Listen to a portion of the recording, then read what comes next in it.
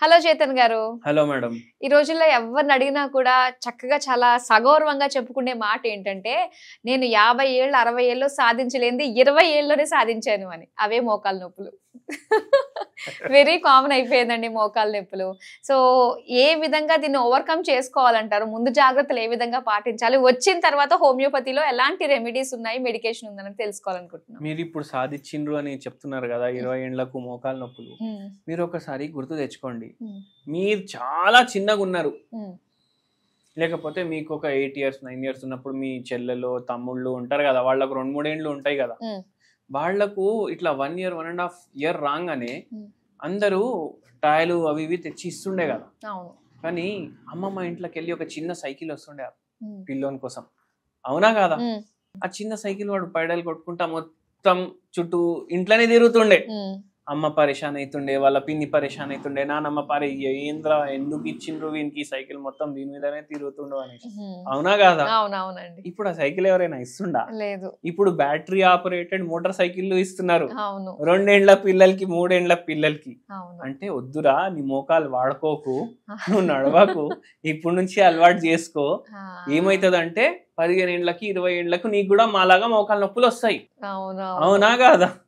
అంటే గిఫ్ట్ మీరు కార్ ఇస్తలేరు, మోటార్ సైకిల్ ఇస్తలేరు, మీరు మోకాలు నొప్పి గిఫ్ట్ ఇస్తున్నారు. అబ్బా, ఎమోషనల్ గా కొట్టారు మాకు ఇక్కడ. నిజమే మేడం, అది నిజమేనండి. అవును, ఇంతకు అట్లాంటి కార్లు కూడా దొరుకుతుంటే దానికి కూడా పెడల్స్ ఉంటుండే. అవును, ఇప్పుడు అట్లా లేదు. ఇప్పుడు సైకిల్ ఉన్న దాని అది బ్యాటరీ ఆపరేటెడ్ దొరుకుతుంది, అది కూడా 3-4 గంటల పిల్లలకి. అవును, వాళ్ళకు ఫిజికల్ యాక్టివిటీ ఉందా? లేదు. అరే నీకు నీట్ల సీట్ రావాలి, నీకు ఐఐటీల సీట్ రావాలి, ఇప్పుడు నుంచే చదువు, 5:30 నుంచి నైట్ 9:30 వరకు నువ్వు చదువుతూనే ఉండాలి, సాధించాలి ఎట్లయినా చేసి అనేసి చెప్తారు. మొత్తం రోజు పిల్లల్ని క్యాంపస్లో స్కూల్లో కూర్చోబెడతారు. అది ఒక బిల్డింగే ఉంటుంది. అంటే అది ఎట్లా ఉంటుంది అంటే, ఈ పావురాళ్లకు జాలీలు ఉంటాయి కదా, అన్ని లైన్ గా ఒక 10 దాంట్లో కూడా 10 ఫ్లోర్లు ఉంటాయి కదా, ఆ బిల్డింగ్ కూడా అట్లనే ఉంటాయి. పావురాళ్ళు బదులు పిల్లలు ఉంటారు దాంట్లో. మళ్ళా దాంట్లో ఏసీ ఉంటది, ఏసీలా మళ్ళా పిల్లలు కోట్ వేసుకొని స్కూల్కి పోతున్నారు ఇప్పుడు. అంటే కోట్ ఏ ప్రాంతాల్లో వేస్తారు? చల్లగున్న ప్రాంతాల్లో వేస్తారు. వేడి ప్రాంతంలో కోట్ వేపించేసి వానికి ఏసీలో కూర్చోబెడితే ఏమైతుంది? బొక్కలు మెత్తబడిపోతాయి, ఆస్టియోపీనియా అవుతుంది. ఏసీ ఫుల్ 18 మీద 19 మీద 20 మీద పెట్టేసి కూర్చుంటారు. ఇది పిల్లల కోసమే కాదు, ముసలోళ్ళ కోసం, మిడ్ ఏజ్ వాళ్ళకు కోసం కూడా ఆస్టియోపీనియా డెవలప్ అయ్యే ఛాన్స్ ఎక్కువ ఉంటుంది.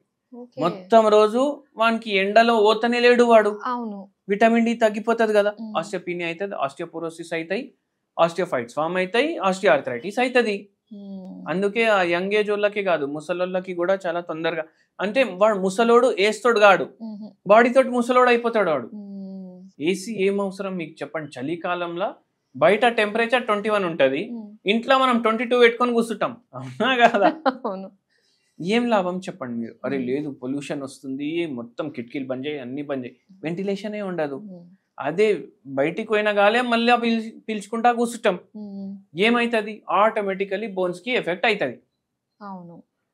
ఇప్పుడు డెలివరీలు అవుతాయి కదా, నార్మల్ డెలివరీ ఒకటి ఉంటది, సిజేరియన్ ఒకటి ఉంటది. నార్మల్ డెలివరీ మొత్తం దేశంలో అన్నిటికన్నా తక్కువ ఏదైనా రాష్ట్రంలో అవుతున్నాయి అంటే మన రాష్ట్రంలోనే అవుతుంది. చాలా తక్కువ.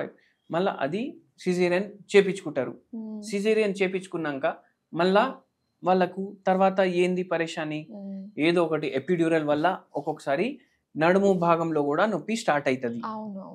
వాళ్ళకు మళ్ళా ఫిజికల్ యాక్టివిటీ కొందరికి ప్రాబ్లం అవుతుంది. సిజేరియన్ వల్ల జనరల్గా ఏం ప్రాబ్లం కాదు, కానీ చాలా తక్కువ కేసుల్లో అది కూడా ఆస్టియో ఆర్థరైటిస్ లాగా ఫ్యూచర్లో అవ్వచ్చు.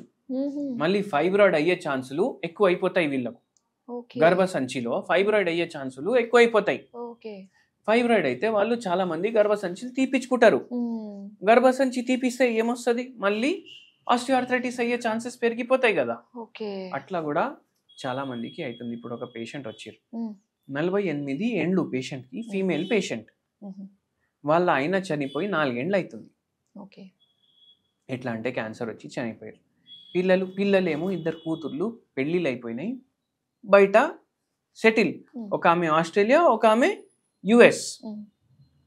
ఇప్పుడు నేను ఒంటరిగా ఉంటున్నా, నలుగురు పని చేసేవాళ్ళు మా ఇంట్లో, నలుగురు పని చేసేవాళ్ళు మా ఇంట్లో, కానీ ఎవరు మాట్లాడుకోవడానికి లేరు. నేను ఎప్పుడు నా జీవితంలో ఎంచుకోలేదు నేను వేరే వాని మీద ఆధారపడతా అనేసి, మోకాలు ఇట్లా పోయినాయి అనేసి. స్ట్రెస్ ఏముండే, వాళ్ళ ఆయనకు అట్లా ప్రాబ్లం అయింది, ఆయన చనిపోయిన తర్వాత ఈమెకి ప్రాబ్లంలు స్టార్ట్ అయినాయి. ఓకే, ఈడికెళ్ళి కిందికి పోవడానికి కూడా మనం లిఫ్ట్ వాడతాం, కానీ లిఫ్ట్ లేకపోతే మనకు ఆ కాన్ఫిడెన్స్ ఉంటది, నేను మెట్లు దిగేసి వెళ్ళిపోతా అనేసి. అంటే ఏం పని చేసినా మనం సెల్ఫ్ గా చేసుకుంటాం, ఆ సెల్ఫ్ గా మనకు పని చేసుకోలేకపోతాం అనేసి మనం ఎప్పుడు ఊహించుకోము. ఆ పరిస్థితి వస్తే మన ఈగో బ్రేక్ అయిపోయినట్టు అయిపోతుంది. ఈ పేషెంట్ కి కూడా అట్లనే, నేను ఎప్పుడు ఊహించుకోలేదు నా పరిస్థితి ఇట్లా అవుతుందని, ఇప్పుడు నాకు బతకాలని లేదు, ఇంకో మీద ఆధారపడే లేదు. ఇప్పుడు ఏంది, వంటకి ఒకడు, అంత ఇల్లు సాఫ్ చేయడానికి ఒకడు, ఎవరి కోసం సాఫ్ చేయాలి, ఎవరు వస్తుండు, ఎవరు ఉంటుండు, ఎవరు చూస్తుండు, అవునా కాదా? ఇవన్నీ నేను చేసుకోవాల్సిన పనులు. ఇప్పుడు రేపేమవుతుంది, నాకు కూడా సాఫ్ చేసేటోనికి ఒక మనిషి అవసరం పడతాడు, దానికైనా ముందు నేను చచ్చిపోవాలి అనిపిస్తుంది. అలాగా అట్లా అనిపిస్తుంది. మేడం, మనం మందులు ఇచ్చినాము, మోకాలు నొప్పులు ఇంకా గ్రేడ్ 3 ఆస్టియోఆర్థరైటిస్ ఉండే వాళ్ళకు ఏమన్నారు, ఎప్పుడో ఒకసారి మీరు ఆపరేషన్ చేయించుకోవాలి. ఎప్పుడు చేయించుకుంటారు మీరు ఆలోచించుకోండి, ఒక 2 ఏళ్లకు 3 ఏళ్లకు మీ ఇష్టం, ఇప్పుడు నడుస్తుంది పని నడిపియండి. మనం చెప్పినాం సరే 2 ఏళ్ళు టైం ఉంది కదా, అప్పుడు వరకు హోమియోపతి వాడండి. 2 ఏళ్ళు ఏంది, 1 year లోనే మోకాలు నొప్పులు తగ్గిపోయినాయి పేషెంట్. ఈ రోజు వరకు ఆపరేషనే చేయించుకోలేదు. చాలా బాగుంది. అట్లా ఉంటది. మళ్ళీ మనం ఈ పేషెంట్ కి ఒక హోమ్ రెమెడీ కూడా చెప్పినాము. హోమ్ రెమెడీ ఏంది అంటే, ఇప్పుడు మీరు ఒకటి చూడండి, ఇవి చేస్తే మోకాలు నొప్పి ఆపరేషన్ పోతుంది, ఆపరేషన్ చేపించే అవసరం ఉండదు అని కాదు. మనము హోమియోపతి మందులు ఇస్తాం. ఇప్పుడు ఈ పేషెంట్ ది వెయిట్ ఎక్కువ ఉంది, కొద్దిగా షుగర్ వ్యాధి కూడా ఉంది, మళ్ళీ దాని తర్వాత మోకాలు నొప్పులు ఉన్నాయి. ఇప్పుడు ఇవన్నీ తగ్గాలి అంటే ఈ పేషెంట్ కి మనం ఏం చెప్పినామంటే జిన్సెంగ్ టీ తాగండి అని చెప్పినాం. ఓకే, జిన్సెంగ్ టీ అంటే ఏమవుతుందంటే, జిన్సెంగ్ టీ తాగితే మనిషి యంగ్ అనిపిస్తాడు అనేసి అనుకుంటారు. ఏంది, అది ప్రూవ్ అని. అది అంటే 40 ఏండ్లోడు 30 ఏండ్లు కనిపిస్తాడు, 10 ఏళ్ళు తగ్గిపోతుంది. అందుకే యాక్టర్లు, మోడల్ వాళ్ళు చాలా ఇది తాగుతారు. ఓకే, ఇది ఒక టైప్ ఆఫ్ టీనే, కానీ మనం యంగ్ కనిపించడానికి తాగట్లేదు. మన బాడీలో యంగ్ ఎప్పుడు కనిపిస్తాడు మనిషి, ఎప్పుడైతే యాంటీ ఆక్సిడెంట్లు ఎక్కువ ఉంటాయి బాడీలో, ఇన్ఫ్లమేషన్ ఉండదు బాడీలో, ఇవన్నీ ఉండకపోతే మనిషి యంగ్ కనిపిస్తాడు. అబ్బా ఏమైనా మెయింటైన్ చేసుకున్నారా అనేసి చెప్తారు కొందరిని చూసి. అరే ఏంది మీరు ఇంత ఏజ్ ఉండి కూడా ఇంత యంగ్ కనిపిస్తున్నారు అని. ఎందుకంటే ఆ మనిషికి ఆల్కహాల్ అలవాటు ఉండదు, స్మోకింగ్ అలవాటు ఉండదు, పాన్ గుట్కాలు తినే అలవాటు ఉండదు, రోడ్ల మీద ఉమ్మే అలవాటు ఉండదు, అవునా కాదా? అయితే ఏమైతుంది, ఇవన్నీ ఏంది ఆక్సిడెంట్లు, ఇవి బాడీలో పోతాయి, మనిషిని ఇట్లా ఓల్డ్ లుక్ తీసుకొస్తాయి. అదే మనం యాంటీ ఆక్సిడెంట్లు పెంచుకుంటే అట్లాంటి ఒక దాంట్లో జిన్సెంగ్ మోకాలు నొప్పులు కూడా కొద్దిగా కంట్రోల్ చేయడానికి హెల్ప్ చేస్తుంది.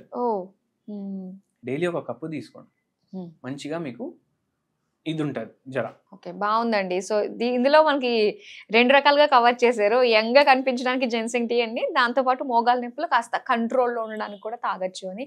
సో చాలా మంచి ఇన్ఫర్మేషన్ మాకు ఇచ్చినందుకు థ్యాంక్ యూ సో మచ్ అండి.